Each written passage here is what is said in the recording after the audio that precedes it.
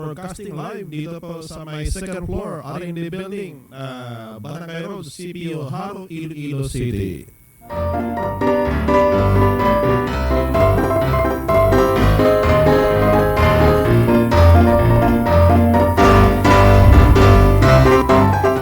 This is your host, Dr. Jaime C. Cabalis Jr. Nababati po sa inyo na magandang araw, no? Kung saan na kayong bahagi ng Pilipinas o di kaya dyan sa labas ng bansa, no? Dyan sa ating mga FW, sa mga bahagi kayo ng mundo, magandang araw po sa inyong lahat.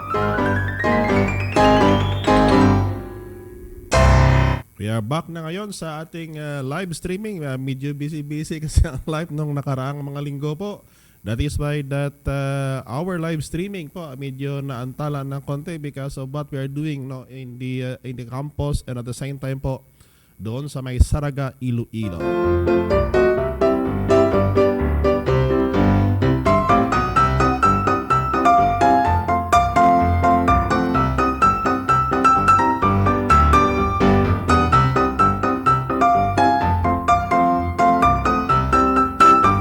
This is one way na sabi natin noon na we are taking advantage po ng COVID para po naman kung saan po ang ating farm, no, makalagay po sa renovation para pagdating ng new normal po. We will be opening the farm, no, to our visitors and to our followers, no, on the native chicken.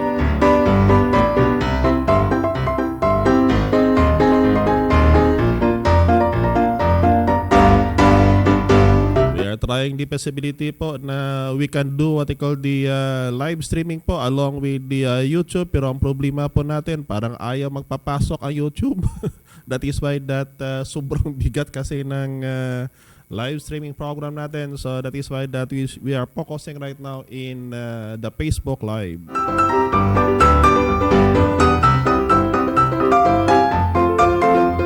Bihap na medyo matagal-tagal po tayo na nakabalik po dito, but thank you to our followers na kung saan po patuloy pa rin na nagsubaybay po dito sa The Philippine Native Chicken Channel.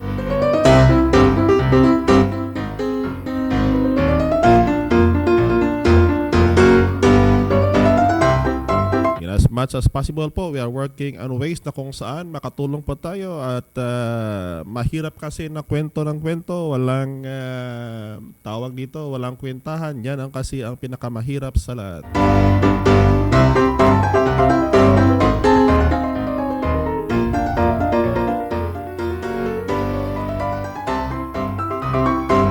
I would like also to greet, no, yung ating mga listeners po dito po sa 106.2 KRS FM, the community-based radio station po ng College of Agriculture, Resources and Environmental Sciences dito po sa Central Philippine University. Headed by our President, Dr. Chodorosa Robles, kasama na po ang ating Chairman of the Board Trustee, Attorney Bon Lobel Biduna.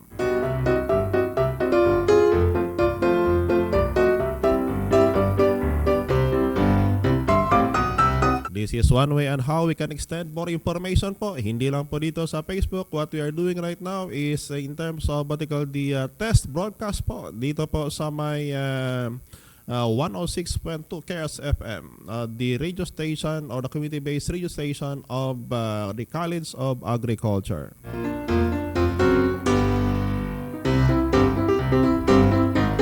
Kaya po sa ating mga listeners dyan po, pasensya ng konti kung nakatagalog tayo because we are broadcasting live dito po nationwide, no, in this program on the Philippine Native Chicken Channel. If you have the Facebook page, the Facebook account, no, kindly visit the Philippine Native Chicken para po makita po ninyo yung presentation natin along with the program that we are doing dito po sa The Philippine Native Chicken Channel. If you want to listen for a meal of music, no, kung saan libre po sa advertisement, no, kindly tune in to 106.2 KRS FM.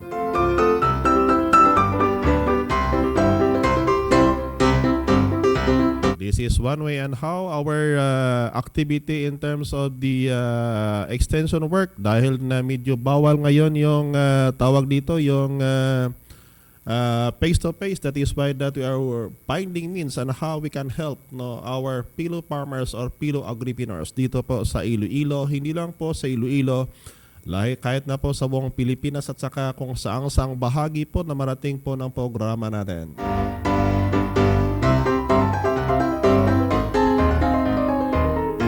Kaya nga, if you found our program informative, kindly share our program po sa mga kakilala po ninyo na sa tingin po nyo makatulong po tayo, na kindly share this program.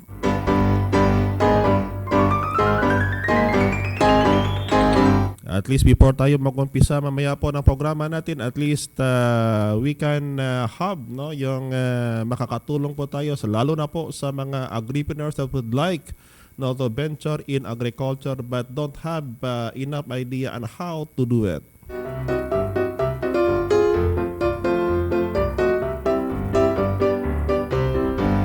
I would like to greet pala ng belated happy birthday kay Nong Imong Hironimo Laguna, the MAPSI chairman of Dueñas, Iloilo.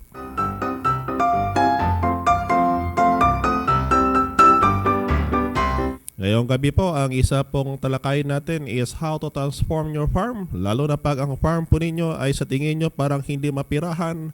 We'd like to share to you the innovation that we did on the CPU Saraga farm.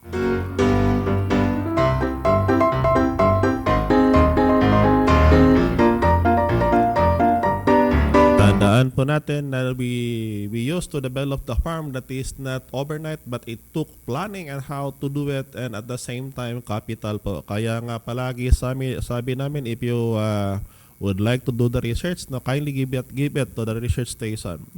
Use only the right technology po para na direkta na po magamit nyo dyan sa respective farm po ninyo.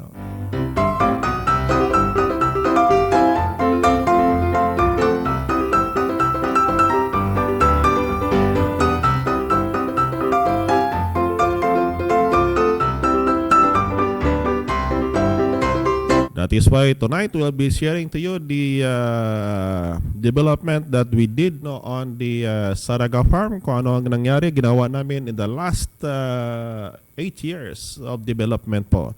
Ganyan po katagal ang nangyayari po dito po on how we develop the respective farm.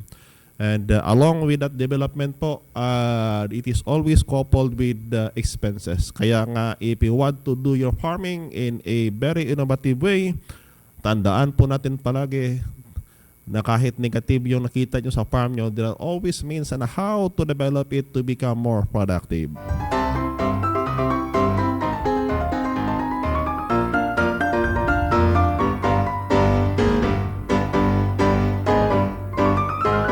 Minsan sabi nila daw, sa tingin mo parang nawalan ka na ng gana because your farm is hindi doon kagandahan, but take a look on this CPU Saraga farm. Na kung saan po sa unang tingin pa lang ninyo, parang makikita po ninyo. That is why that if you have the farm and you're still on the process of developing it into something that is innovative, now kindly tune in to our program.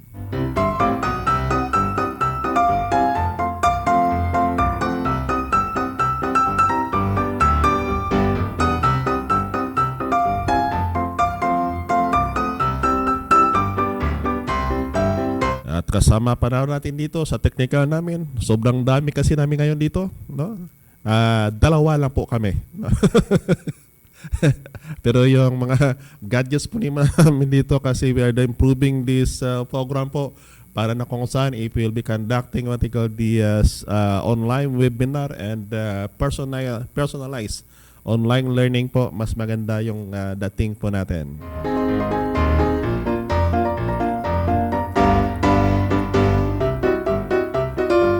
So without much further ado, I would like to discuss sa ngayon po, i-share po namin yung counting presentation namin. Hope na makukunan po ninyo ng idea at saka po kung anong pwede nyo gawin dyan sa respective areas nyo para po na magamit pa naman po ninyo. I know that the development that we are doing it on Saraga farm, medyo magastos ng konti, but that is on the part of research. But take a look on the right technology that is present in the farm para po direkta ninyo magamit para yung expenses po ninyo hindi na doon pupunta po sa research, but it would directly go no, kung ano dapat ang development na gawin ninyo. This is the presentation that we have right now is more on what they call the tawag dito, on the floodplain area po. And we'll be sharing the development that we did in Leon Farm. Kaya lang po ang Leon Farm, no, isinara na po namin ang Leon Farm with transfer in Saraga Farm. That is a more complete farm, no, compared than the Leon Farm. No, this is a combination kasi tingin namin palagi is that kahit na ganon ka hindi naman kagandahan, but we could find means on how na mapaganda yung farm. No, first slide please. So, ang nangyari dito is that actually this is part of the presentation that we have no on the at CPU po. This is what they call the Saraga Farm. No, makikita po nyo dyan. No, that is why that we are doing what they call the Saraga Farm. No, the unfolding the potentials. No, we may say about potentials. Kung makikita po nyo dyan sa picture sa taas po. No, sa taas. No, it is more of what they call the development that we did, and sa baba po, that is what they call the scenario of Saraga Farm then.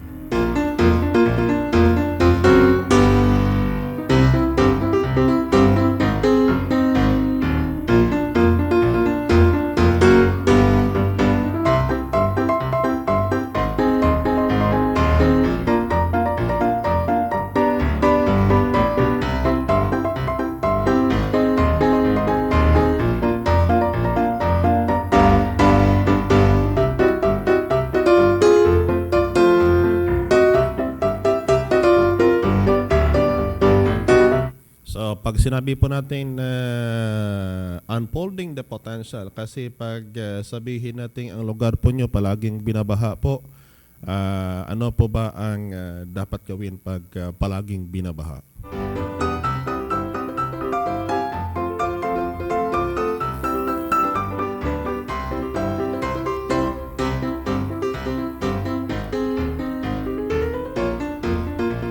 Tandaan po natin sa pagsasaka po, ang kailangan po natin is tubig.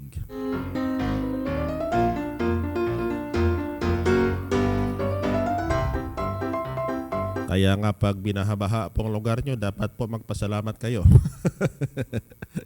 Naalala ko si Sir Real Del Piero dyan sa may Davao, no, na binaha po yung manok niya. No, Sir, babawi tayo ulit, Sir.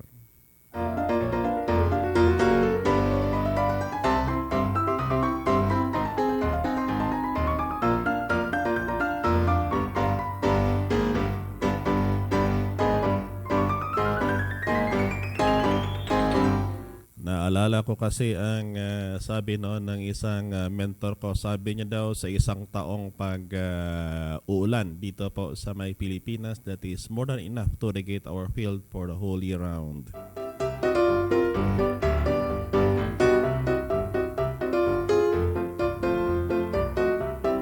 Kaya lang ang problema natin, pag dinaanan ng masyadong malalim na tubig, diyan po tayo papasok yung problema po, no, sa pagsasaka natin. That is why that in Saraga Farm po, pag binaha yan kasi, no, lalo na po ngayon, noon kasi umaabot ng ilang linggo yan bago po na bumaba yung level ng tubig sa lugar na yan. And that area, that is a almost 19 hectares na land. And the arable area is about 10 hectares.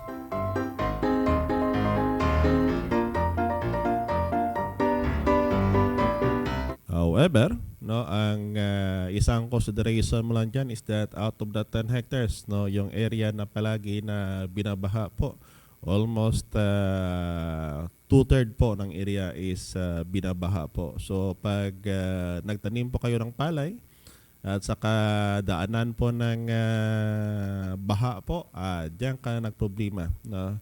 Bakit po? Sa isang taon, almost hanggang fifth cropping na po pag hindi po natin maagapan. Ang masama dyan, lalo na pag about to harvest, at saka binaha po yung palay mo, lugi yung operation natin.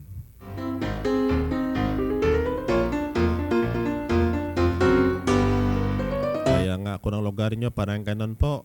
Kindly tune in to our program po para makapag-share po kami sa inyo ng programa namin na ginagawa po namin dito. At saka siguro baka you can also make modification your farm. No, and even po na siguro mapagkunan nyo lang ang idea, not necessarily that you can replicate what is being done at Central Philippine University, but try to take a look on the stages of development that we did in Saraga Farm. Next slide please.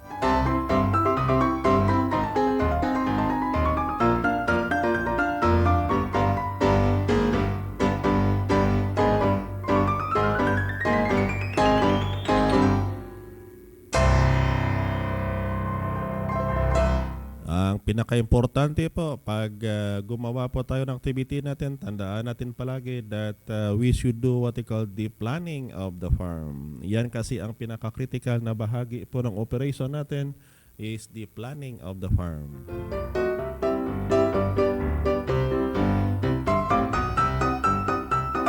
Kung ano po ang nakita nyo sa picture, it started on 2012 po. Ganyan po katagal. Kaya nga the idea that I am giving to you is that it started on 2012. This farm, I think, kaya nga sabi ko is that the potentiality of the farm that is not necessarily na kung saan po ang 10 hectares should be cultivated, but there are some means na kung saan po the harvest or the income that can be derived on that possibly 2 hectares is more than enough na i-cover po ang 10 hectares na area na production.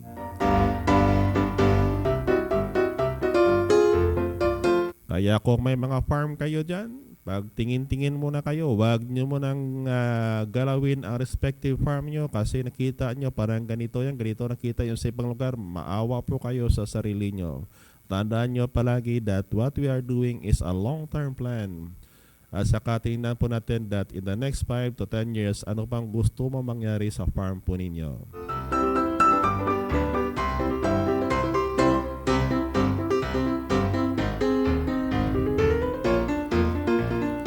Makikita po nyo sa picture that is on 2012, yung gate po ng CPU Saraga Farm. Hanggang ngayon po, hindi pa na ayos yan. Because what we are doing right now is looking on the inner side na kung saan po we try to rehabilitate po on the respective area and then implementing what we have found from 2012 hanggang 2019 to make it commercialized.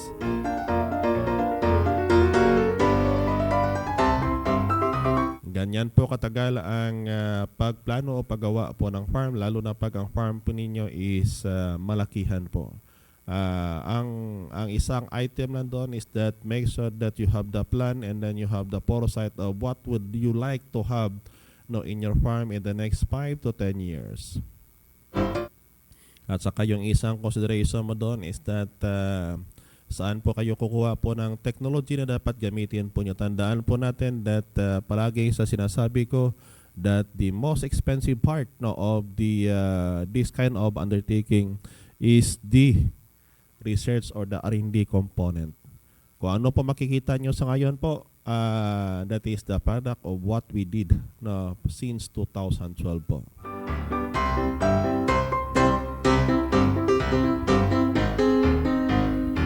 Kaya kung makita po ninyo, we have what they call the planning then in 2012 together with our identified alumni, faculty, staff, and staff on the Indao Antique as to what would we like to do in this farm. Because ang tingin po namin palagi is that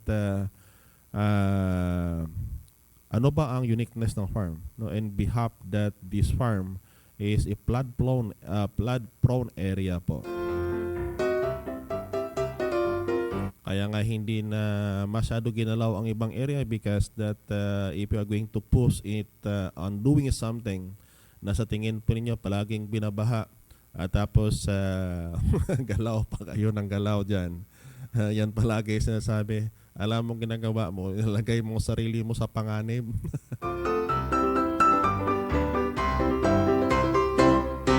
lalo na pag you're operating a corporate farm po. No, walang problema po pag individual, but kung individual po, tandaan po natin palagi that we are using our own hard-earned money po.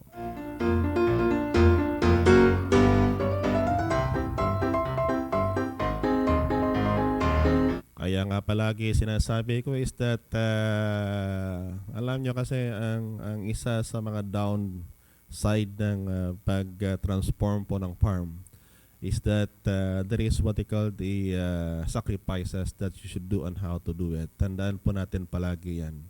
Now, if you want to make change, make sure that kaya po ninyo ang change and you can stand on it. Not only financially but even emotionally and financially po. Kaya kung ang sinasabi ko po palagi is that why should you keep on doing or investing in that 10 hectare land area if I could earn what I will be earning in that 10 in a 1,500 square meter area of land.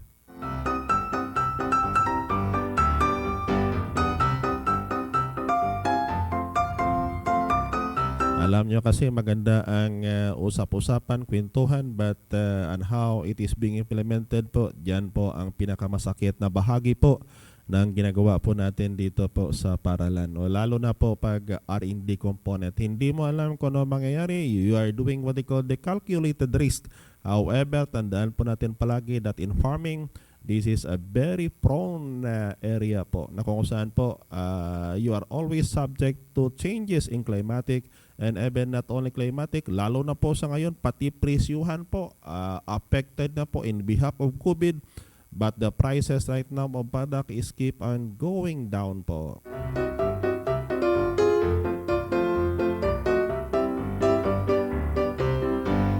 So that is the structure way back of Saraga Farm then, way back in 2012. Now, next slide please.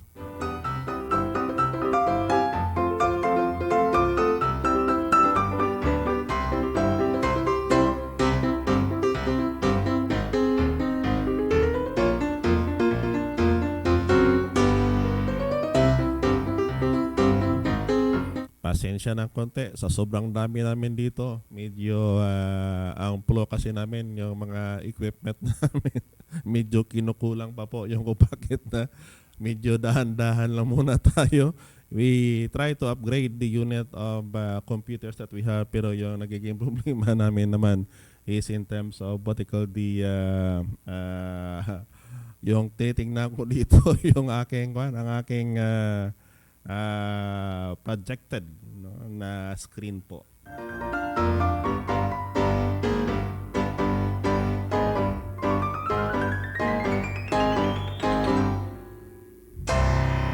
Now, if you have seen the 2012, ito naman po ang 2013 na picture ng farm.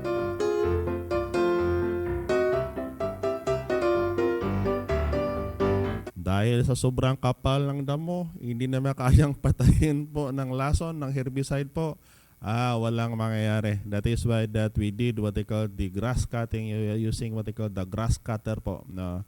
Saka ang ginawa niyan, because na medyo matagal na hindi ginalaw yung ibang area because it is a flood prone area po. Mga damo po, humaba na po. Yung during the summer of 2013, what we did is that pinag-sprayan muna po ng herbicide kasi hindi makaya na aruhin po ng tutura because of the length of grasses in that arable land.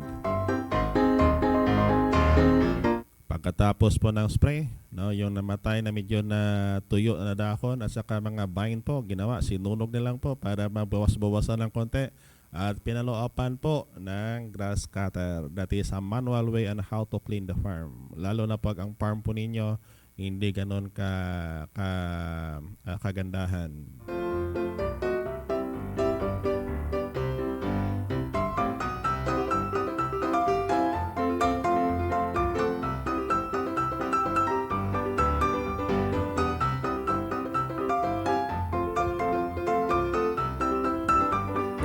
after the 2013, down to what they call the 2014 farm.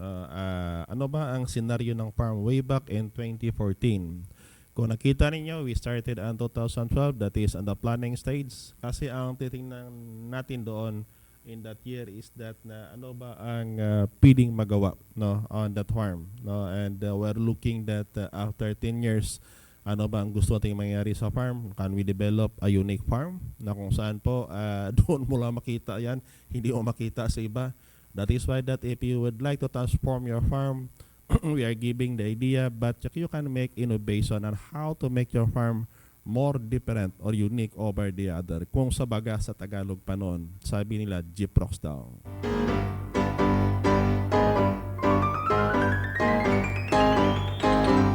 So 2014, it is more on the cleaning, down to what they call the 13 hanggang 2014, the presentation ngayon po, lahat ng area na pwedeng mapatamnan po dahil nalinisan na mataniman na ng palay, tinaniman na ng palay ang mga area na yan dahil malinis na. And then we come up with what they call the production of palay. Kung ang palay po natin, lahat-lahat po, gastusan po ninyo from the land preparation hanggang harvesting po, aabot yan hanggang 30 to 35,000 per hectare po. That is if you're going to add all the costs associated, no, araro, tauhan mo, hanggang na makapagtanim po kayo, and then broadcast po ng abono, spray ng herbicide o the insecticide, hanggang po na may pasok po yan sa budiga ninyo na malinis na at saka tuyo na, aabot yan ng 30 hanggang 35,000 per hectare. Kung ang presyo ng palay sa ngayon, no, is 12 pesos per kilo, bagong labas o tuyo ang bagong labas sa treaser, i-compute nyo na kung ilang tonelada po ang kailangan po ninyo to have the break-even of 35,000. If you have the 2 hectares at saka may pinapaaral po kayo ng mga bata po nyo, dalawa sa CPO, hindi kayo na makapag-aral ng bata nyo dito sa CPO. Bakit po? If you're going to count the income derived, no, from planting rice po, logi po kayo po. I tried to count it na lahat-lahat po, ginastusan po. Pag medyo nakaangat-angat ka ng konti po, if you are going to count the income you derive we're not counting on the hectare basis, but we are counting on a per square meter basis. Ay nako, sayang yung kapagod po ninyo. Alam nyo kung magkano po ang kita ninyo per square meter? About 50 to 75 cents per square meter.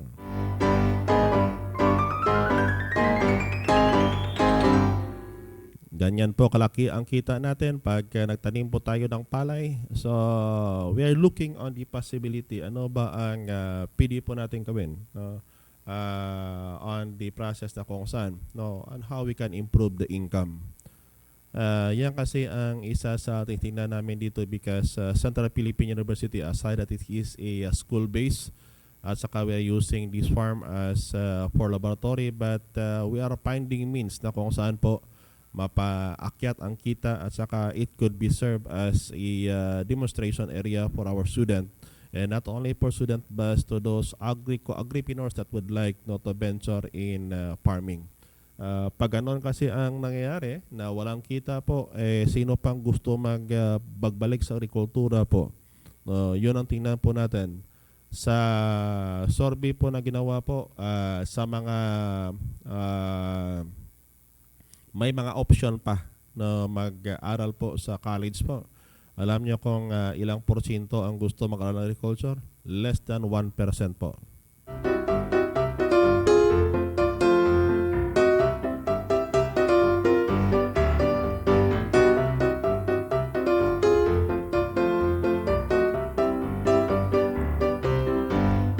Bakit less than 1%?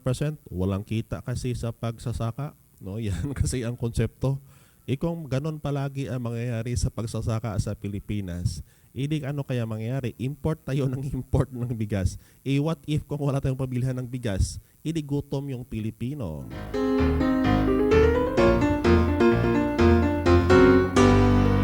That is why that we try to develop, kaya nga pinag-isip-isipan namin ano kaya mabuting gawin and how to improve the income in behalf that the area is a flood-prone area. With the native chicken that we have, with the palay that we have, ano kaya ang pwedeng magawa kaya para na maibsan ng konti yung problema namin, and how to make this farm a profitable farm. Otherwise kasi pag yung pagsasaka po will be taking that into a subsistence way of farming. Pag sinabi po natin yung subsistence, may pagkukuran tayo ng konsumo, okay lang, walang problema na yan, but we should take a look on the business side of operating the farm po. Otherwise kasi pag hindi natin consider yung business side kasi, on the business side kasi tingnan po natin is that magkano nagastos at saka magkano ang nakita po natin. That is what we are always considering pag we are looking that on the business side. Kaya nga kung may manok kami, the station that we have in Leon is may manok. Ano kaya kung ang manok at saka yung hito at saka yung saging at saka yung palay ilagay mo na lang sa isang lugar?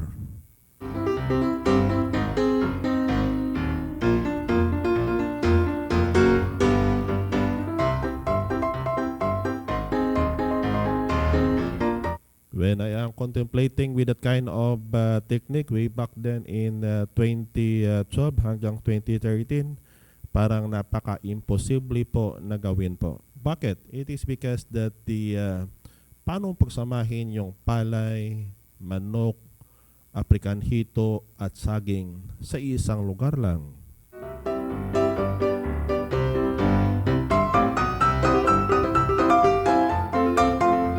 Tapos yung lugar na yan na binabaha pa.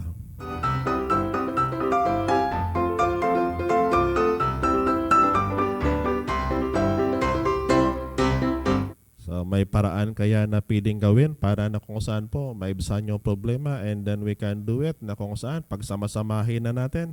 That is why that we develop what they call the mussel farming technology. But you know, the planning stage of it started from 2012 pa.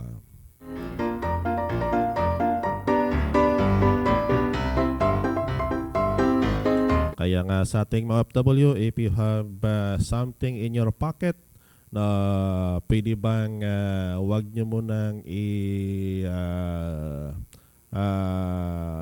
tawag dito, try to spend it wisely, lalo na pag you are still on the process of planning to transform your farm. Bakit po? Kasi pag pinalabas nyo na sa bulsa nyo ang pinaghirapan yung pera, mahirap na yan ibalik. Kaya nga palagi na reminders ko sa inyo, pwede bang unahin nyo muna ang learning before ang earning.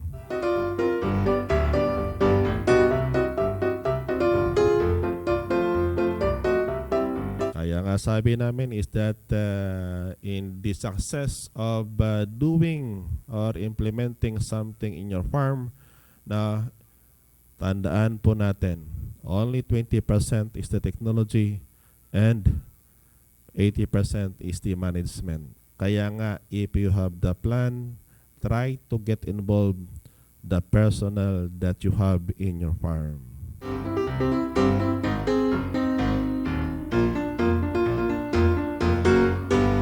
Ang pinakamasakit yan na mangyayari po sa atin if we are doing this kind of activity po, we are planning for the betterment of the farm and for the betterment po ng tauhan natin. But yung tauhan naman natin, they are only looking on the salary that they will be getting from you. Yan ang pinakamasakit na bahagi po ng pagsasaka.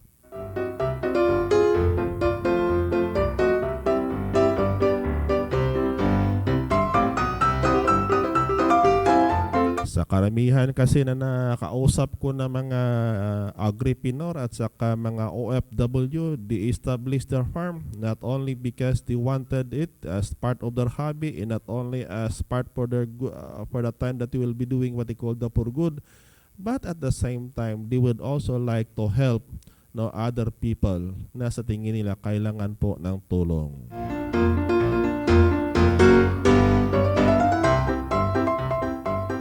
Tandaan po natin palagi is that be wise enough in doing your farm. Dapat tandaan po natin that your presence is very critical during the operation of your farm. Kasi pag wala po kayo sa farm, dyan po pumapasok ang mga problema po ninyo in the operation. That is why in 2015, with the observation that we have from 2012, 2013, 2014, and then giving the income, earning the income of 50 cents per square meter of what we have planted with palay, ang ginawa po namin, we transform the farm.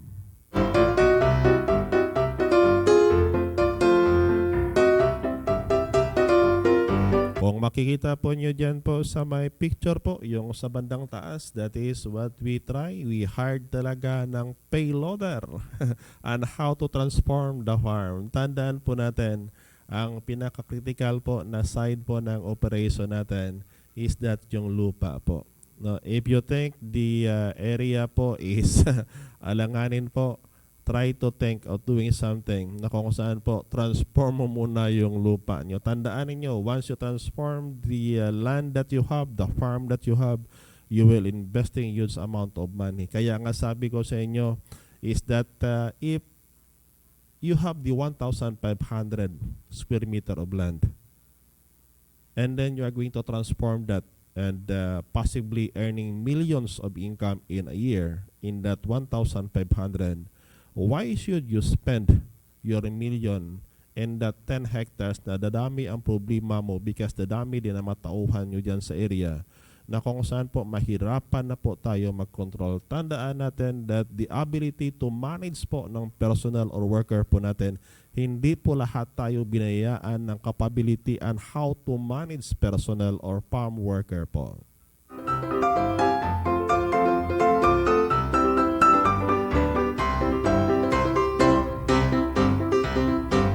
Pasensya ko, medyo maliit-liit yung picture, but pag pumasok yung new normal, you can visit us here at Central Philippine University po para na makita nyo talaga yung actual area. No, this is just a presentation of the past years of activities that we have. No, this is to support what we are saying na baka po sabihin natin, kwentuhan na lang kwentuhan si Doc, baka wala namang prueba yan. Ito po ang prueba ng what we have done in the last 8 years po.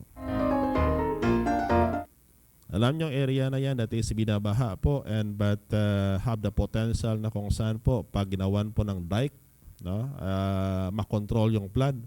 Ginawa po namin talagang in-excavate yan at saka ginawang dike na malalaki sa paligid po ng that is about mga 3 hectares land. Na yung lower portion po niyan in-excavate talaga at saka ginawang kulod po o dike na malaki na yung sasakyan po pwedeng dumaan sa gulod po ng farm.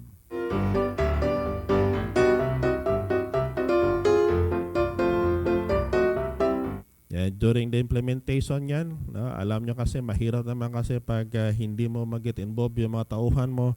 Alam po nyo kung makikita po nyo dyan sa picture na yan. Now, with the number of personnel that I have, ang natira lang po sa tabi ko sa ngayon, with that personnel dyan sa paligid niyan, isa lang po. 2 na lang kami po ang natira way back in 2015. With that number of we have, na kung saan po, almost 5 po kami dyan no, during the process, the planning process, ang natira na lang po, 2 na lang po kami ang natira dito, na kung saan po, kasama ko po sa pagplano way back then no, in 2012. That is why that with so many personals that you have, tandaan po natin, hindi lahat-lahat niyan no, magiging magpahanggang kailan nasa tabi po ninyo. Yun ang tandaan po natin. Yun kung bakit na pag may matauhan po kayo na talagang maasahan po ninyo, pwede bang tingnan nyo din nyo ang welfare ng tauhan nyo? That is why that kaya nga we are sharing this technology and the knowledge that we have po para naman po na mapagpulutan po ninyo ng aral po, no, sa mga ginagawa po ninyo diyan sa respective areas po ninyo. And doing that one na alam nyo, malaki-laki din ng konti ang na-spend namin.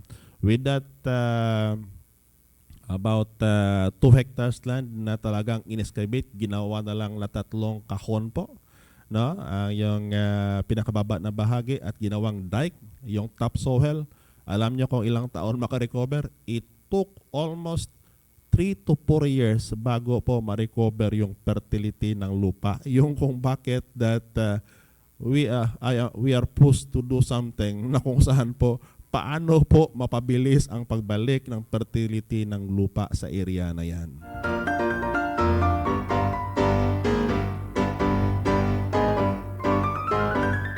That is why that we integrate what they call the African hito para po naman kasi sa sobrang laki ng gulod niyan, yung process of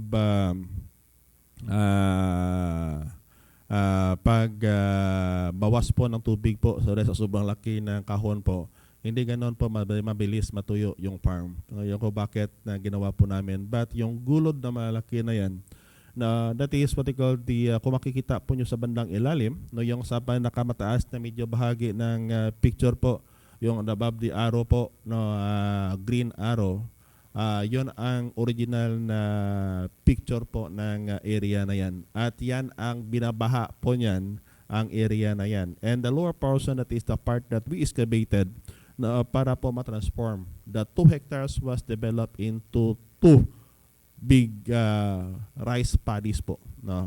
Para lang po na ang tubig po makontrol yung baha niya. Otherwise, pag nilagyan ng malaking dike at sakang mataas na dike, pag bumaha po, ay nako po, lampas tao po ang tubig po.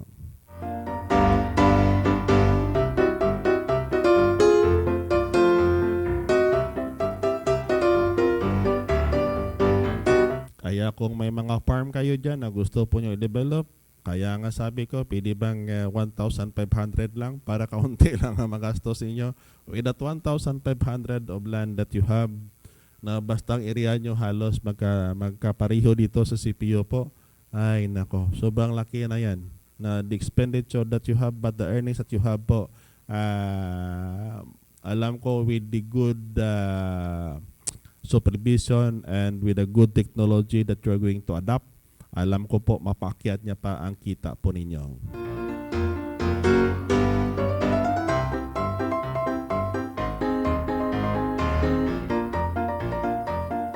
Right after a year after po ng pag-transform, binaha talaga ang area. Kung makikita nyo, yan ang area na ginawa po namin. Ganyan kalalim ang tubig. Kaya nga, Sir Riel Del Piero, no, ganyan po nangyari sa amin dito. Mas mahala pa dito sa amin. Yung sabi ko, sana ko magawan ko namin ang paraan na kung saan po ang manok po matutulumangoy.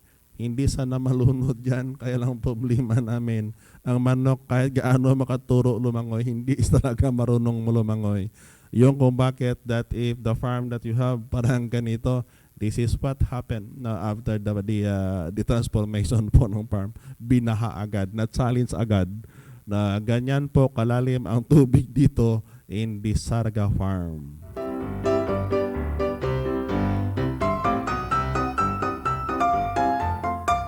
And right after then, ano ba ang pwedeng gawin in the gulod or in the dike? Dahil pag ang dike kasi, pag walang tanim yan, damo, sayang na kasi because we spended around 700,000 lang dyan sa area na yan in that transformation of 2 hectares into 3 large rice paddies po. No? And then we planted it with palay. Kung makikita nyo, pati pa nga ang nyog, nilagay pa namin dyan sa gulod para na kung saan po makatulong na hindi ma-erode yung farm na yan.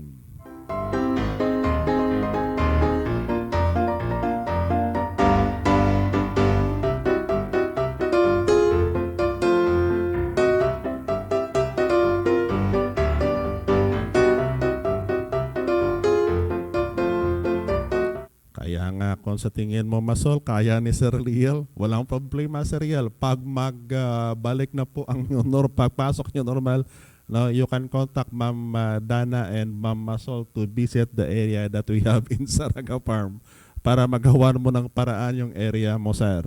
Do not do experiment in your area po. Now, this is what the picture that we have on the 2017 naman po ng area namin dito at Central Philippine University. Alam nyo kasi pag nagtanim po kayo sa gulod ng kahon, no, pag nagsasaka po kayo or doing what they call the agriprenurial undertakings, ang i-consider nyo palagi the first crop that you're going to plant is this one. Ano bang pwede kong itanim na pag itanim ko, kusang namumunga na lang? At saka, ano ang pwede ko itanim na hindi magastos but it will bring income? Ano ang pwede ko matanim na hindi lang pwede pang benta, pwede din na pangkain para sa pamilya? Yan ang nangyayari. That is why that in Saraga Farm, what we plan on 2012 is to establish the germplasm of the banana in that area. Paano ka makatanim ng saging sa area na yan? Pag binabaha. That is very impossible. Diba? Yung bakit nilagyan namin ng matataas na dike para kahit bumaha po, elevated yung saging namin. No, and at the same time, yung saging na yan, it serve as what they call the control for the soil erosion in the area. Pag masyadong mainit po, no, in that area, pwede po kayo magpahinga sa ilalim po ng saging. Sa ngayon po, we establish the germplasm, not a germplasm na for collection purposes, na kung saan po para lang for your eyes only. But we established, I think, in the farm right now, there are 5 different varieties of banana.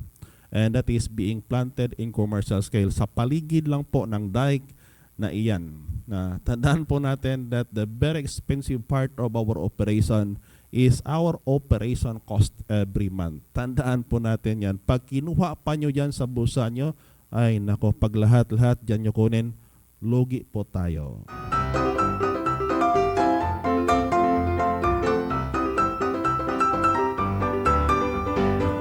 That is why that kung makikita po niyo, we have what they call the configuration 2014 versus the 2017 area. Na ganyan po kami mag-document po ng activity namin. Mahirap kasi, that is why that sa mga nanonood po ngayon na maybe you're operating a corporate farm, tandaan po ninyo palagi, documentation is the key. Kung sa Facebook, pag may gusto po kayong bilhin, PM is the key. But in terms of the operating of the farm, lalo na pag corporate farm, na documentation is the key. Kahit na po sa individual po ninyo, every activity that you have, try to document it. And this is what we did here in Central Philippine University to document po. Otherwise kasi pag hindi mo document, hindi makita ang transformation that you wanted for your farm. At saka it will be serving as your guide kung hanggang saan na po ang ginawa nyo na development sa area po ninyo. Kaya nga, lalo na sa ngayon po, yung mga cellphone natin, halos mga 48 megapixel na. Now try to document the activity that you have in your farm. Para later on, you can make use of it, and that is what you are now watching in your respective screen, yung farm na yan. And also on that year, on 2017, now, we conducted now we try to do what they call the phase-by-phase na implementation po ng African Hito research po. And what we are doing on the research is that talagang we do it in a commercial scale para po alam po ninyo ang mangyayari. And that is why that with the knowledge that we have in African Hito na nakikita po namin na ang masarap na African Hito hindi sa 3 buwan o kung sa 4 na buwan, but yung mga African Hito na maliliit na that is almost a year old po. Yan ang masasarap na African Hito. Hindi yung malalaki but yung maliliit na African Hito. If you are going to produce a fry of the African Hito, Based on research we conducted dito sa CPU po, ang pinakamalakas po magbigay po ng fry, that is not a 5 kilogram or 3 kilogram or 2 kilogram na breeder stock, but it is the half to 1 kilogram na African Hito breeders ang nabibigay po ng maraming fry po.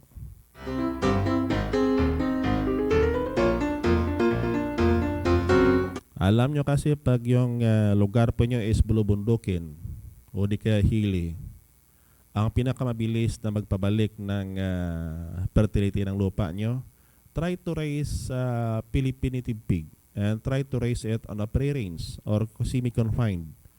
Pakainin nyo lang, tandaan nyo, hindi abot yan ng isang taon, halos yung area po nyo fertile. Ang problema namin ngayon, sa lowland, paano mabalik yung fertility ng lupa? Hindi naman pwede na doon mo ilagay yung mga native pig. It is because that is flooding. That is why we raise po ng tawag dito ng African Hito. Bakit? African Hito is a carnivorous freshwater animal po. At saka po, pag carnivorous po, ang pinapakain palagi is yung bituka po ng manok. Yan kung bakit na in just a matter of 3 years po, napabalik po sa natural ang fertility ng lupa. And that is why that we integrate what they call the mussel farming technology. Kasi po ang dumi pa ng manok is direkta na nahuhulog dyan sa may kulungan po niya. That is why that napakaladag po sa napabilis po pabalik ng fertility ng lupa. Otherwise kasi pag ang fertility hindi ganun kaganda po, ang problema natin is yung mga tanim po natin, kailangan po natin na maraming amendment. Kaya lang ang isang consideration nyo naman, pag nasobrahan ng taba ang lupa naman ninyo, ang magiging problema naman nyo is the yield of your crop. Yung kung bakit dapat katamtaman lang ang kataba, ang nutrient content ng lupa para po sa malulusog na ani.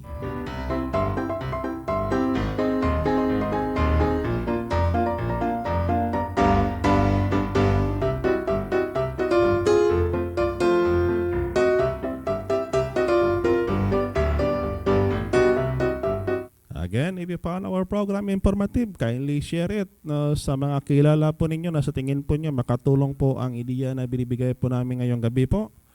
And then to those who are watching not on the real time, thank you for being with us.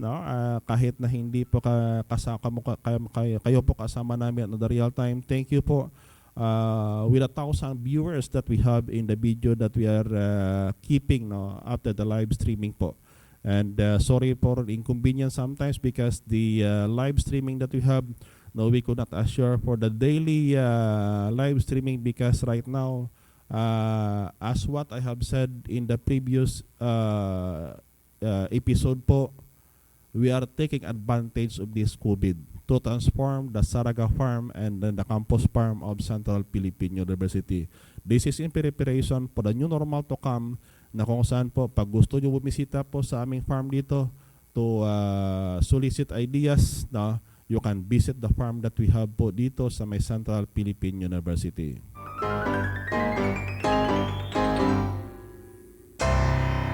And also with that year, in that year, we also try to produce our own fry. Na alam nyo, this is the beauty of doing something that you did not know and how to do it.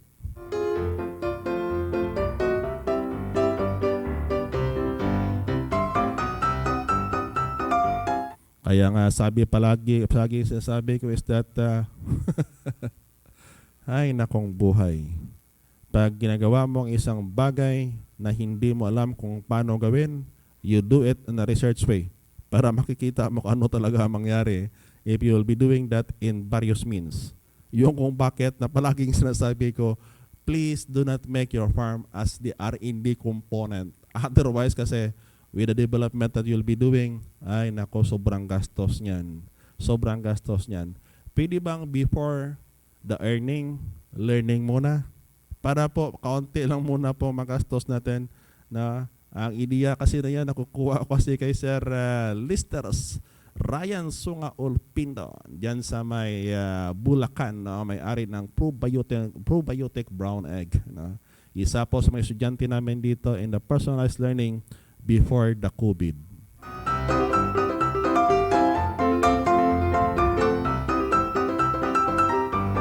That is why that if you are going to take a look on technology and how to produce the fry, you can visit us here at Central Philippine University. Dalawa kasi ang hatchery namin. We have the hatchery of African Hito in Saraga Farm, and we have also the hatchery po ng Hito dito po sa may campus mismo. May dagdag pa yan.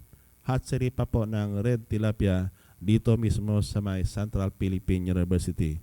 Kaya nga sa mga gusto po bumili ng ng Red Tilapia po, by November po, yung production po natin, aakyat na yan hanggang 20,000 fry per month. Na pwede na po kayo makabili dito ng ng Red Tilapia po. Hindi po to Black Tilapia or the gift one, but it is what they call the Red Tilapia. No? And if you want the site where it is being grown, no, sa CPU po dito sa may Saraga Farm po, may doong demonstration area po sa tungkol po sa pag-alaga po ng Red Tilapia, no, especially in areas na kung saan hindi ganon katanggap-tanggap ang African Hito. You can do it the Red Tilapia way. That is why that on 2017 also, no, yung malaking pond na yan, malaking rice paddies na yan, we try to divide that into smaller paddies naman, na mula sa malaki, mula sa maliit, ginawa namin malaki, tapos binalik sa maliit. Pero ang pinagkaiba niya lang, there is what they call the presence of the larger dike surrounding the area. Ibig sabihin po, protected yung sa loob. Na protected yung sa loob. And at the same time, noon, palay lang, ngayon may saging na. Noon, palay lang, ngayon may African Hito na. Noon, palay lang, ngayon may manok na. Noon, palay lang. Ngayon, may Red Tilapia pa. No, may Red Tilapia na, may African Hito pa, may manok pa, may saging pa ang area. That is why that kung sabihin po natin that you want to the income pagpalay lang kasi, doon po tayo malagay sa alanganin given the price of palay right now in the market. That is why that on 2017, we established what we call the fry hatchery po ng African Hito dito mismo sa Central Philippine University. At the same time po, we try to develop what they call the number of ponds doon mismo sa may Saraga po para makater po sa growing, no, ng African Hito. That is why that during also that year, na kung saan po yung manok kasi in that year in Leon, Iloilo po, umaabot ng hanggang 10,000 inventory po every month po. Kaya lang ang mortality sobrang dami din minsan. Yung kung bakit na pag namatay ang manok, anong gawin nyo? Tapon nyo lang? That is why that we raise the African Hito para po pag namatay yung manok, ipakain sa African Hito. Pag napantay yung African Hito, ipakain sa manok. Ganon po ang cycle. That is why that we do it, na kung saan po it used to complement yung kung bakit that if you are planning your farm, try to make sure that the different enterprise that you are putting, no, in your farm, it should be complementing with each other. Otherwise, pag antagonistic, pag sinabi po natin antagonistic, nag-aaway po sila, ay nako, doon na po tayo malugi. But there is also some means on how to do it. For example, manok. Pag nag-alaga ka ng manok, malapit sa palayan, piste po yan. Paano makapiste yan kung nakalagay naman sa kulungan sa taas ng manok, sa taas po ng palay? That is why that there is what they call the presence of the mussel farming technology. Next slide, please.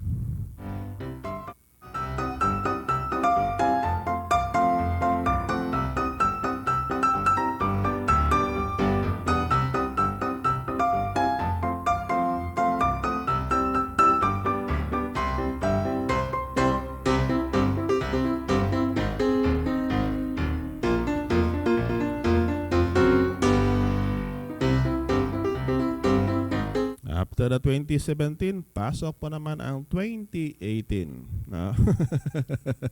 Ito kasi ginawa namin yearly presentation po sa inyo para at least you have the idea on how to transform your farm. This is the picture of 2018 po, na kung saan po makikita po nyo dyan sa may taas po. There is what I call the presence of the various pond where we raise the African Hito. Tinlagyan pa namin ng tilapia, 2 tilapia yan. Yung isa is yung black tilapia o the grayish tilapia, and the other one is the red tilapia. Yung makikita nyo po ang picture na sa gitna po, yung medyo pahaba po, that is what they call the template of the mussel farming technology in the 1,500 square meter area. No? At tapos po yung sa ilalim naman po, yung sa bandang kaliwa po ninyo, that is what they call the picture. Alam nyo, pati na po ang freshwater ulang po. Ulang na lang. Para shortcut na lang po. Mahirap na kasi technical. Ulang na lang po. Freshwater po. Nag-venture po kami dyan. Ang problema po namin ulit, ang kahirapan minsan pag alanganin ng technology. That is why na palaging research to come up into something. At saka yung picture sa ilalim po, yung sa bandang kanan po ninyo, yung nakapula po na babae, yan po si Masol. Isipin nyo, ganyan po kalaki si Masol. Sa hindi po nakakita kay Masol, ganyan po kalaki si Masol. Small but terrible. Yung makikita po nyo, that is what they call the footwalk that we have, no, along with the housing of the chicken that we have, na kung saan po sa ilalim yung green na yan, that is what they call the palay. Ang hindi ko lang na-picturean dyan, siguro yung nagkuha ng picture, ang pinakonsentrate kasi na Sir Marshall, si Masol, ang applicant hito sa ilalim, hindi na nakuna ng picture.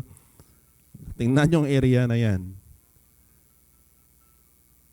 Kahit na minsan sabihin natin na medyo it would take a little bit of expenditure, no, in doing such kind of activities. Pero kung alam nyo, if you are going to sum up all the expenses that you have in the development of your farm, alam nyo kung ano, masubra pa ang magastos ninyo in the development na walang patutunguhan than doing something na alam mo na kung saan po may papuntahan po. That is why that the technology that we developed dito, that is on 2018 po, halos nakikita nyo na po ang diferensya. And that is what they call the beauty of what we are doing from 2012 to 2018. That is 8 years pa lang. It is 8 years pa lang. Ganyan po katagal. Kaya nga sa ating mga OFW dyan, again and again, I know that you are working hard na dyan sa labas ng bansa. Pwede bang wag nyo munang ilus tayo sa paggastos yung mga naipon yung pera? Pwede bang dahan-dahanin nyo muna? Pag-uwi nyo ng Pilipinas, alam nyo kung anong ginagawa ko noon, even in Leon Farm?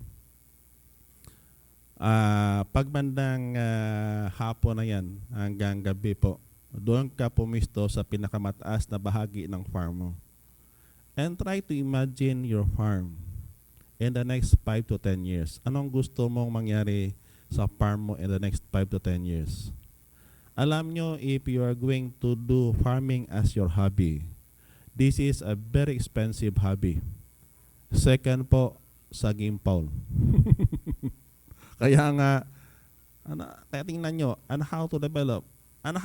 Nasa tingin po natin, parang if I can visit my farm, parang ayaw mo nang umalis doon sa farm mo. Bakit? Kasi maganda yung farm mo.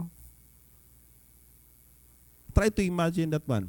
Kaya nga sabi nila parang visionary, you try to take a look on your farm, you try to imagine your farm in the next 5 to 10 years. When I first entered this Saraga farm way back in 2005 as the farm manager, nakita ko kasi there is what they call the potential in that farm. The potential in that farm. And it was in 2012 when I go back and then assigned as the dean of the college, na kung saan ginawa ko talaga yan ng paraan and how to develop that area. Nasa tingin ko, that area is more than enough to generate income, na kung saan po it can cover even the 19 hectares area of land. Kaya lang, it would take years before that vision was realized. And that is on the 2018 pa lang po. Now, on the next slide, papunta po tayo sa 2019.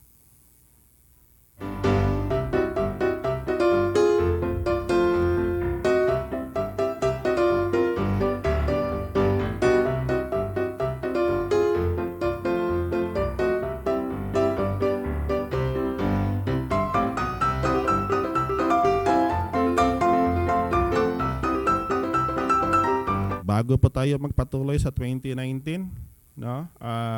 Pasok muna tayo dito sa 20 sa 20 sa ating pong mga avid followers po. Thank you po sa pag-antay sa amin kahit paano po you are still there, no?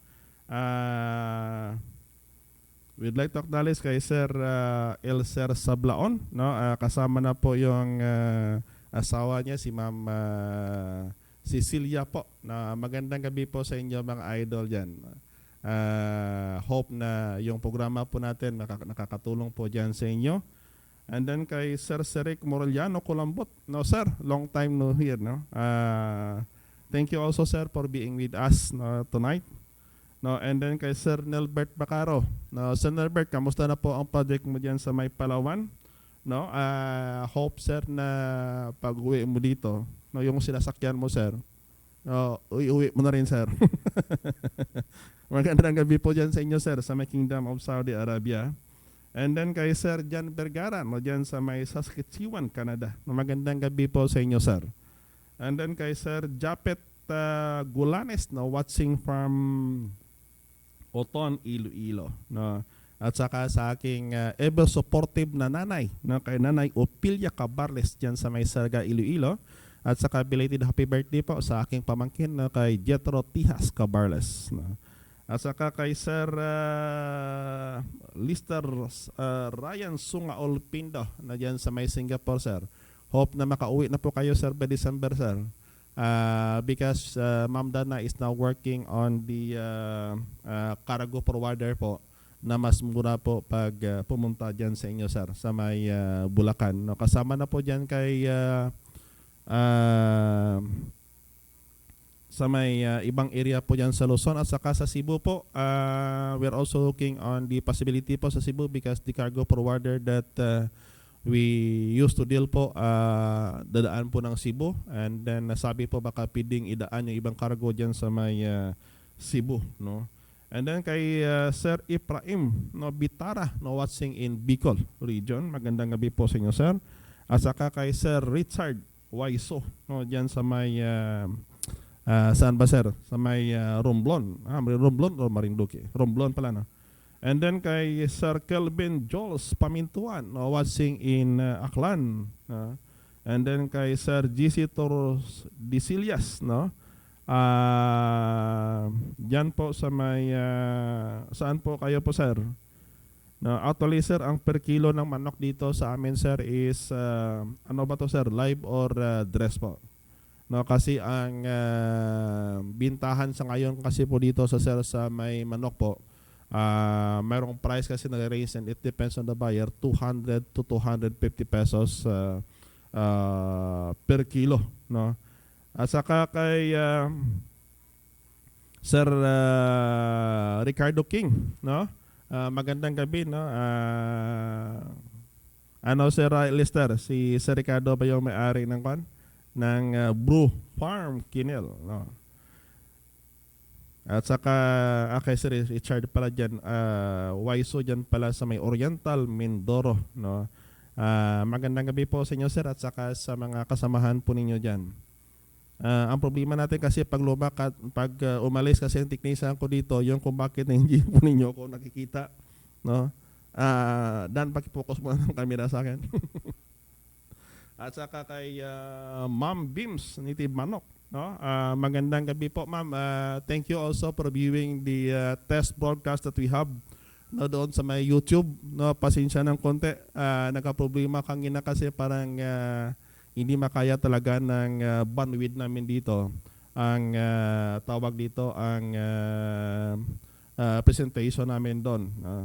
At saka kay Sir Charles Jefferson Montes, no. Good evening, gusto ko bumili libro. Sir, paki-contact na lang po sir ng mobile number na naka-display yan po sa product for sale po namin. Yung globe number niyan po kay Ma'am Dana, yung number po, Sir Charles, pwede po ninyo i-contact yan. At saka kay Sir Rodney Basinang, thank you also sir for thanks for the compliment, no. Hope na mag-follow pa tayo po sa page natin. na at saka kay Ma'am Luchin Mia May J. Pastrana na at saka sa aking sparring partner na kay Sir James Earl Ogatis na magandang gabi po Tokayo. No, at saka sa aking estudyante na small battery ball kay Mama Sol. And then sa supportive ko na follower po natin sa mag-asawa po kay Sir Harold at saka kay Ma'am Welna Hirao Canyonaso diyan sa may Santa Barbara, Iloilo. Kay Sir Japet no diyan sa may Kabadbaran no Agusan del Norte at saka kay Sir Midiana Erman Glyn Mihika no, magandang gabi po sa inyo sir. At saka kay Nonoy Tax no diyan sa may Tubungan at saka sa aking ihada no kay Mary Bark no, magandang gabi po sa inyo. And then kay Sir Big Nabor no from Aklan, thank you sir for watching also the program. Kay Sir Japet, Doc, gusto kong i-transform ang farm to muscle farming technology. Ilang bang space requirement the PNC cages nila? No, actually, sir, yung muscle po, ang loading capacity po niyan, sir, is ang cages niya na 4x8 po. That is 47 po na cages po. And loading it with 30. Now, grower chicken, ikaw na sir mag-compute sir kung ilang manok po ang kaya niyan sir. 30 to 35 po ang kaya niyan sir. And then kay nung Imong Laguna sa birthday boy, magandang gabi po sa inyo nung Imong. At saka kay Chito Boy Miasco, magandang gabi po sa inyo sir. And then kay Dennis Galyano, no, watching from Hagna, Bohol. And then kay Ma'am Nobiga Gloria Gabriel from Tapas na ngayon nandiyan pa po sa may Kingdom of Saudi Arabia. Thank you also ma'am. At saka kay Sir Bong Collado na kasama na po si Ma'am Ruth Collado at saka yung mga Collado Brothers diyan sa Mindanao. Magandang gabi po sa inyo.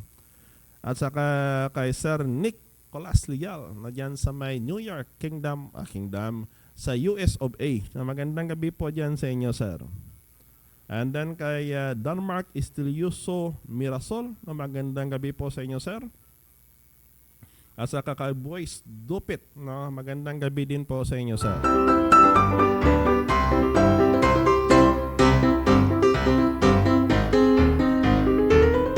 At saka kay Anika Barles, watching also right now. Kay Sandy Di Manuel, watching also from Canada. Sir, magandang gabi po dyan sa inyo, sir. At saka kay Jason Kaday, watching in Pabia.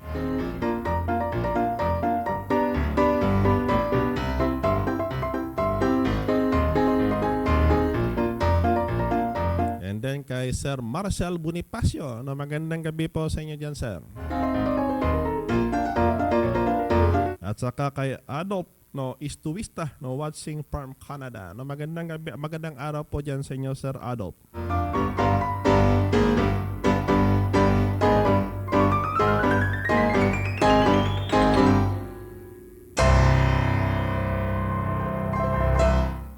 Kay Sir Ryan Anin, Sir, ba't hindi ko po kayo mapalo? Watching from Ilocos. Sir, yung page po natin, sir, i-check mo, sir, yung follow setting po ninyo, sir. Para sir na pag nag-live stream po tayo dito, agad monetize po kayo sir. Patulong yan sir sa mga katabi mo sir na alam po ang Facebook sir.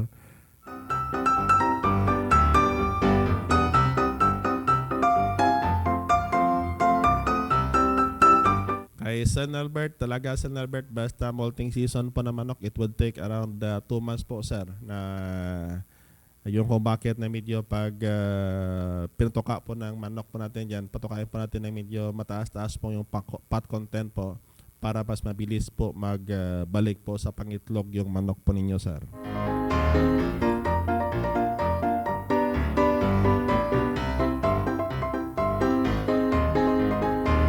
Kay Sir Denmark Estilioso Mirasol, watching from Singapore. Kay Sir Dennis, Doc, ano ang size ng GI5 na ginagamit sa housing? Actually, Sir Dennis, yung ginagamit po namin is that is a tawag dito one half GI pipe po, no? Schedule 20 po ang ginagamit namin kasi pag schedule 40 po, medyo may kamahalan po. That is why that we are using what they call the schedule 20 po, no?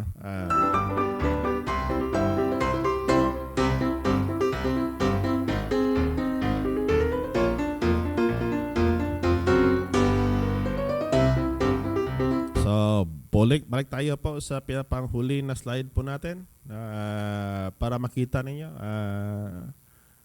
The last part of our slide, that is what they call the presentations that we have ng development right now, what we are doing in Saraga Farm, na kung saan po, that is the full swing operation na kung saan converting the area into what they call the hatchery, para po sa may African hito, at saka ang isa pa doon is what they call the hatchery for the red tilapia. This is one way on how we can complement the operation that we have to make use of the water in the farm. Dahil binabaha po, make use na natin ang tubig sa area. That is why that dito po ang pinagbisi-bisihan namin ngayon, and then the manok that we have, and then the massive na pag revitalize po ng respective area namin dito at Central Philippine University. Actually, what we are doing right now is that we are preparing our respective areas.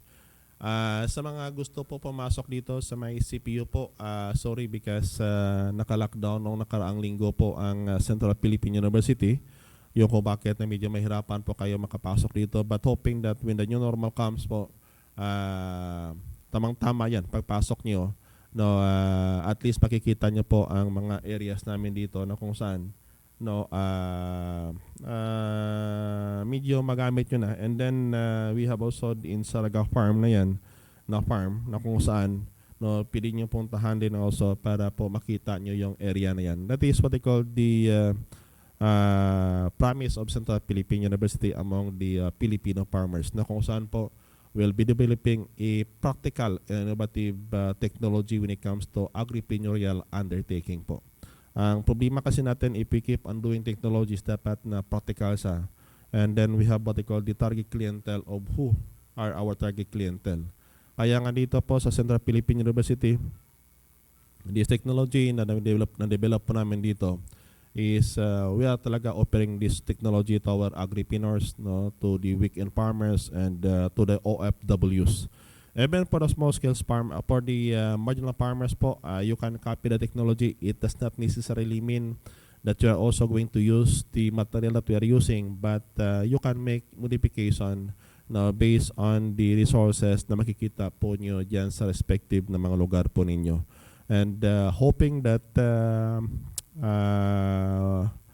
na mapagtulong-tulungan po natin, and then sa ating po mga FW, palagi na sinasabi po namin is that ang mga pinaghirapan po nating pera dyan sa labas, o kahit na po sa ating mga weekend farmers o sa ating mga professionals po, pwede bang dahan-dahanin mo natin, gaya ng sinabi ko kanina, na pwede bang learning muna bago earning, para po na masiguro po natin, and then try to visit various research station po na kung saan sa tingin nyo they have the technology. Kaya nga sa amin dito, we could not claim na talagang perfect na yan, o di kaya superior kami over the other, but we are soliciting also ideas coming from our fellow researchers, lalo na po sa mga experts sa area na yan. But kung walang magawa, talagang we always find means, and then try to compare also technologies na makikita po ninyo at Central Philippine University at saka sa ibang sources po ninyo, para po mapagkunan po na yung idea. Tandaan po natin that ang mga respective farm nyo, there is always what they call the potential. There is always what they call the potential. In behalf na sinabi namin kanina, kung makikita nyo kanina, yung nakalagay na picture o title pa lang, is that in the title document we have called the transformation of the farm, but in the presentation that I have, unfolding the potentials. Unfolding the potentials. Alam po namin on that we developed the Central Philippine University Farm sa May Saraga, that is a very flood-prone area. Halos sa gilid kasi yan ng creek na passing by from New Lucena, no, going to Pototan, New Lucena, papunta na dito sa Meliganes area. And that Sarga Farm is a low-lying areas. Na kaya nga that we find means on how to do it na para na kung saan po marami kasing mga area in the Philippines na halos kung tingnan po natin parang walang potential. But if you will only take a look on the positive side of what is that negative, may mga potentiality talaga ang farm natin. Kahit nasa upland yan, as what you have seen sa mga presentation namin about Leon Farm, that is the hilly area. There is always what they call the potential on it. Kaya lang ang isa lang palagi sa kinoconsider natin is that if you are the owner of the farm, try to think of what would you like to see in your farm in the next 5 to 10 years. Para if you have what they call the long-term goal for your farm, parang gawin nyo on the yearly basis, no, you can start preparing. Or maybe you can gradually develop something in your farm. Hindi kasi yan nasabihin natin that kahit nasabihin natin you have the money to spend, but tandaan po natin palagi. Can we do it in a wise means po ang pag-spend ng capitalization that we have. Otherwise kasi pag hindi wise ang pag-spend mo, baka tinatapo mo lang yung pera mo sa basurahan. That is why that we are sharing this technology not to boast what is in CPU, but we are looking on the potentials of every farm that we have. Either it is in the urban or in the rural areas. Kaya lang ang problema natin, ang time natin, overtime na po tayo.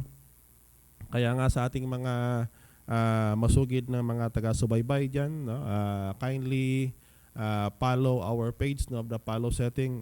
We could not promise na kung saan gabi-gabi po tayo makapag-live stream because of the activity that I am also doing, no, on the farm and then dito po sa Central Philippine University. But keep assured that as long as I have the time, I will be sharing more of the technologies that we are developing dito sa Central Philippine University.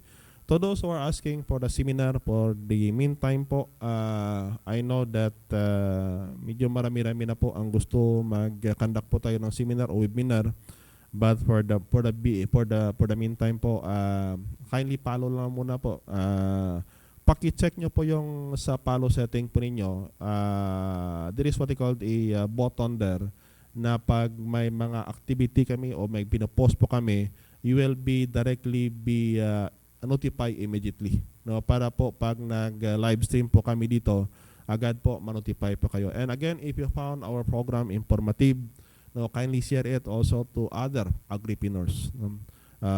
Pag sinabi natin agripreneurs po, those are engaging in agribusiness or agriculture po that used to engage in terms of the business operation of the respective farm. No, paki-share pa naman po. At saka po sa ating mga viewer, no, not on the real time, no, baka po sa mga vacant time nyo, baka ang mga internet connectivity po ninyo dyan, no, medyo alanganin kung gabi, and then monitor us, no, during the day. Walang problema po. Hindi po namin din-delete yung mga video po namin dito para to serve as your guide along the way. Pag medyo may nakalimutan kayo, you can keep on browsing our page, no, para po sa mga various videos that we have na pwede nyo pagkukunan po ng informasyon. I know that kung mabusisi pa kayo matagpi-tagpi po ng information, from the start of this live streaming that we have way back on June, alam ko po, alos marami-rami na po ng technology ang nandoon po sa inyo. Tandaan po natin that one way and how we can help you is through this technology. And we are also modifying something kasi when we're doing what they call the webinar, no, we're not only looking on the side that bato lang kami ng informasyon sa inyo, okay na. But we are also looking on how we can help you further along the way. Dapat po ang ating connection po, hindi lang doon natatapos after the seminar. Bakit po? It is because na on the potentiality of this native chicken and the potentiality of the farm now to be in a commercial scale, to be productive, to be profitable, nandyan po. It is a matter on how we do it. And how we do it. And the sharing information that we have is very critical for us not to survive in these various undertakings related to agriculture.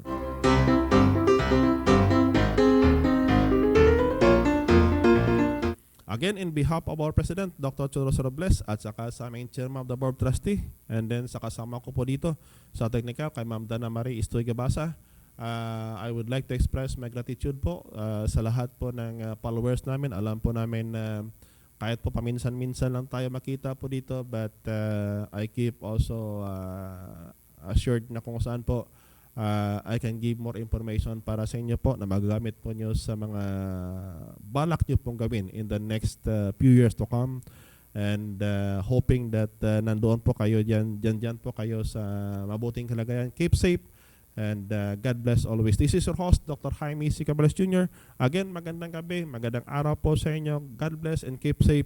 See you po tayo sa next episode naman po ng presentation natin. Kung kailan po, kindly monitor our page. Again, good day and good night to all.